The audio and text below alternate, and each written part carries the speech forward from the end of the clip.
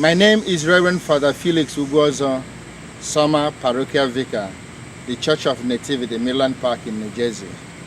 This coming Sunday is the 22nd Sunday in the ordinary time. St. Mark presents us with another encounter with the Pharisees and the scribes. The Pharisees and the scribes constantly challenge Jesus on so many things. They challenge that he is the Son of God. They challenged his authority to heal. They challenged his authority to cast out the demon.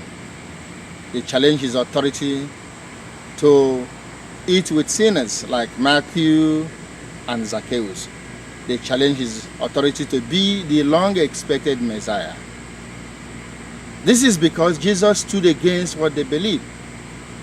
Jesus came to teach us to worship God from our hearts and not from our lips. And the Pharisees and the scribes, they were completely opposite. They thought that by obeying the man-made laws rather than obeying God's made law, that they would go to heaven. They thought that by worshiping God through their lips and following all the rituals, that they would get heaven. Jesus came and said, these people worship me with their lips and their mouth, but their hearts are far away from me.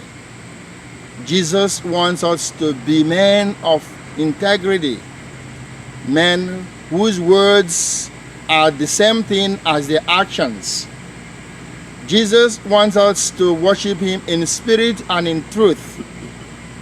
Jesus wants us never to be like hypocrites, those who say one thing and they do another thing.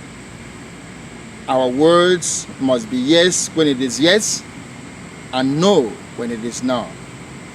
We must worship God from our hearts, and then let our lips be an expression of our hearts towards God.